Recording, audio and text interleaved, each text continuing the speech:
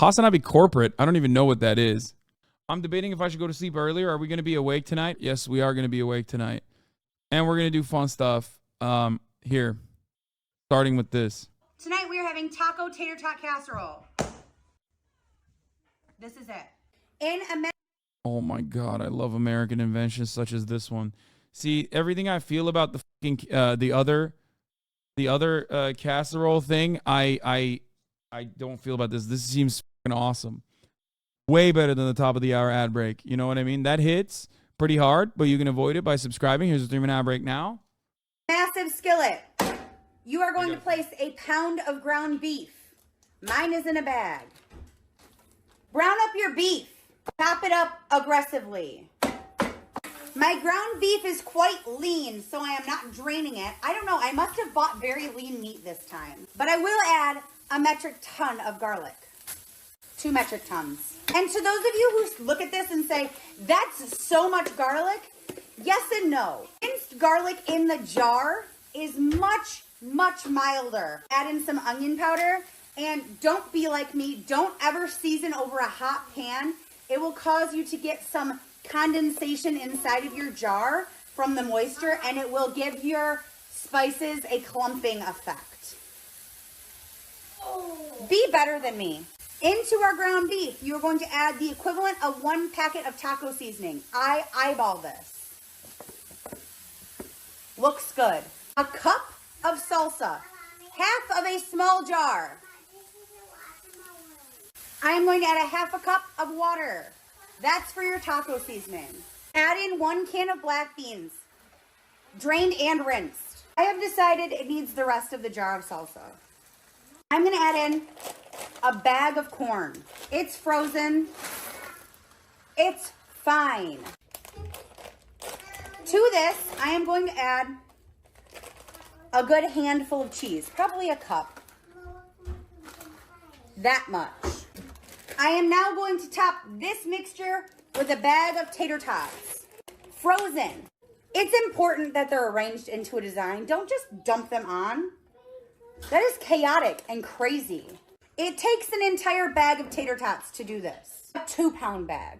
Pop this into a 350-degree oven until the top is a little bit... Bro, you have to put some respect on American cuisine. You know what I'm saying? Crispy and a little bit brown. Then we are going to add cheese to the top. It's been about 20 minutes. To top my casserole with some cheese. Why? Because I live in the Midwest. Looks great. Let's pop it back in the oven until the cheese is golden brown and bubbly. Here it is. This is dinner. This is one of the only ways that my husband will eat tater tots, which I realize is... What the? What kind of situation do you find yourself in where you're like trying to get your husband to eat tater tots? Okay, well, then just don't eat tater tots. What do you mean? It's not like tater tots is like a healthy thing that you have to eat. I genuinely don't understand it. Like, what the? It's not like you're trying to feed your husband broccoli. Wait, do people in the Midwest take potatoes as like a vegetable? Like, do they consider potatoes to be a vegetable? Is this a veggie? Stop. This is a weird problem to have, but let's try it because I know what you're thinking. Is it even good? Let's try it. I'm hungry. Of course it's good. I made it. This is delicious. Make this. Follow along for more aggressive tutorials. I love her. You know how like there's a staple Los Angeles like apartment that you see in the background of all like TikTok boys and girls? This is the staple Midwestern apartment. Like, this is the staple kitchen for a Midwestern house or an apartment. Look at these cabinets. Straight up. More Midwestern meals.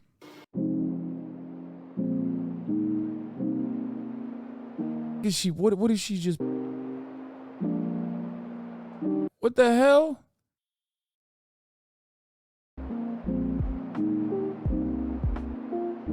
Can of cream mushroom soup?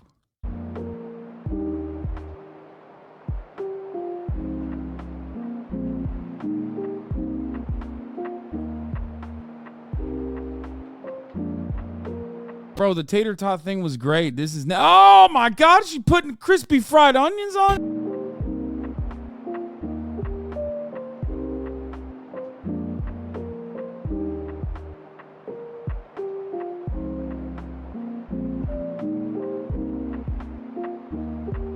Showing you like, oh yeah, no, it cooked. Bro, she hit that fucking. She put the chicken in there raw. She put the chicken in there. Oh my God, I just realized she didn't put any spices in that chicken. That's unseasoned. Yo, this is so nasty. Bro, that's so scary. That's scary, man. That's scary as. Look at that. It's like literally the shape of the can.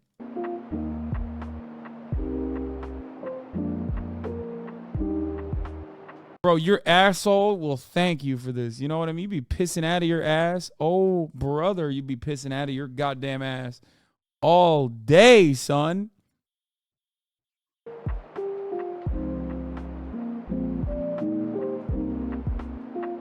I feel like this is somehow, like, this is supposed to be, like, ethnic food. You know what I mean? But it's like, how'd they gentrify tacos?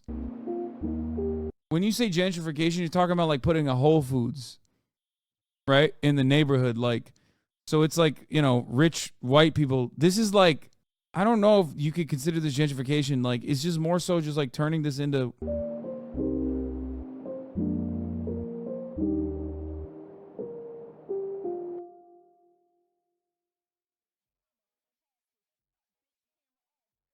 Whoever invented putting chips on this shit, like, I don't know. I mean, I've never had it, so I don't know. Maybe it's good, but it just, like, blows my fucking mind. Speaking of white culture, staple of white culture, can we just give a quick shout out to Jeremy Boring? Jeremy Boring went on Tim Pool's podcast. Speaking of white culture, you know, advocating to say the N-word is a prominent fixture of white culture, obviously. So Jeremy Boring went on the Tim Pool podcast. This is what he said. Here's the problem. The problem is that anonymity on the internet allows for the ghettoizing of beliefs that are not approved by the regime. So a lot of people will say, well, I have to be anonymous on the internet because if my boss finds out that I've got these views, they'll fire me. But you're only in the position where your boss could fire you for finding out about those views because you've allowed those views to be completely ghettoized through anonymity online. If 5 million people came out today. Bro really said, you know, if the Klan didn't wear fucking robes, shit would be way better. And said the N-word. I'm not recommending it, but no one would ever get fired for saying the N-word again. Like yeah, that, they wouldn't be able to. You wouldn't be able to. You would have brought that to a conclusion. That little absurdity in our culture would. He said, I don't recommend it, but I also think it's absurd that you can get fired for saying the N-word. That's what he's saying. So why aren't you recommending it then? It seems like you're too cowardly. Collective action, folks, in display for being able to say the N-word. It's absurd that you can't say it, is what this man is saying. Would be brought to an end. The ghettoizing of our beliefs allows for the punishment of anyone who steps outside of the ghetto. Yeah. So if they can. When he says ghettoizing, he's talking about like the traditional term of ghettoizing and ghetto. He's not saying like ghetto in the way that you understand it. I mean, maybe it's a double entendre. I'm sure he's using that because of its incendiary nature, but catch you saying what you believe, they can fire you. But if we all just had our names on it, we're saying the things that we believe. Yeah. And you might say that we would have more cultural cohesion if we didn't have online anonymity too, because the online anonymity also allows us to become more radicalized in ways that left and right, in ways that probably aren't ultimately good. So I agree, but I think it's a cultural issue. Ghettoizing is a real word? Yes. What the I've been covering Israel, Palestine for the past 2 months. How the do you guys not know what ghettoizing is? Like West Bank, Gaza.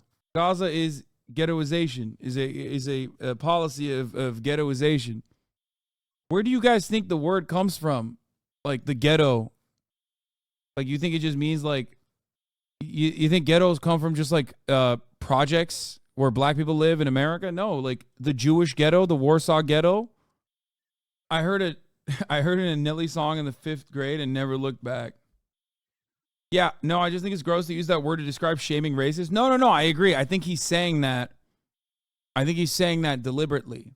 He's using it as a double entendre. His application of the term is not incorrect, I guess. He's saying enclaves, but like a ghetto is supposed to be a forcible enclave that ethnic groups are pushed into, or a group of people are pushed into through structures, right? That force them into underserved areas. That's why ghetto in America, in contemporary American society, implies like South Side of Chicago, O Block, or numerous other projects, right?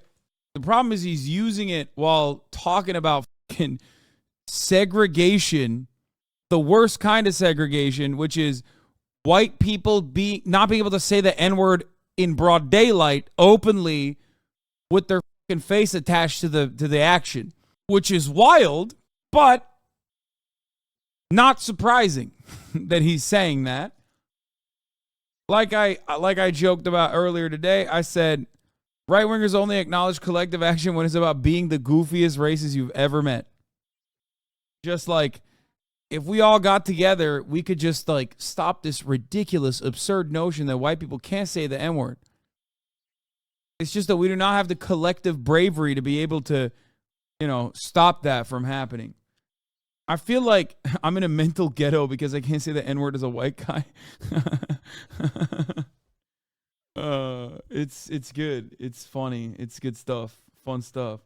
It's a very interesting phenomena to just like not let go of this cause. I think it spells privilege.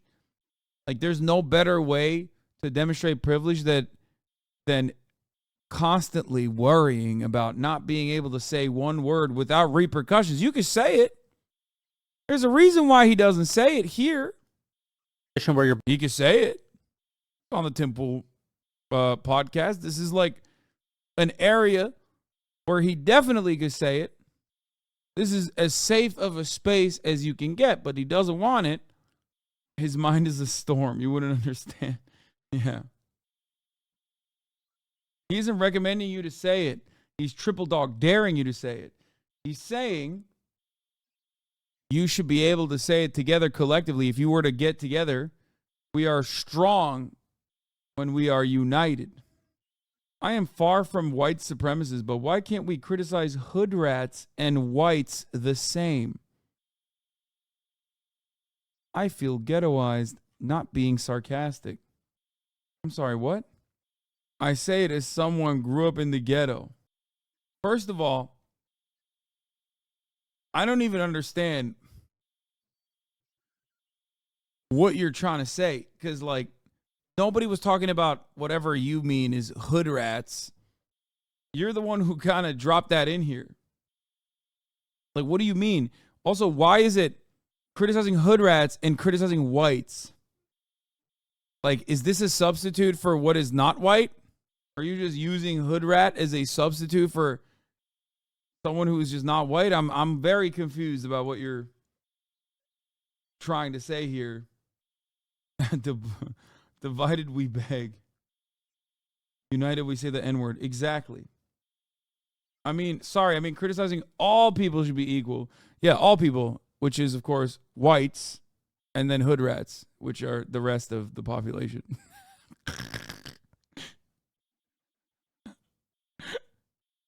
The two genders. The ghetto he is from. Yeah. What do you mean? There was a lot of economic hardships. You don't get it. You'll never get it. Naperville, not safe. My neighbor had a F1. My neighbor had a Ranger instead of a F-150. You understand? Yeah. This is a fun thing. Please game asking for once for a friend. Wait, what the fuck are you talking about? I've been literally nonstop gaming pretty much every night. People that say please game for once literally just are the classic gaming baiters that don't watch me game. They just simply say, please game, so they can leave.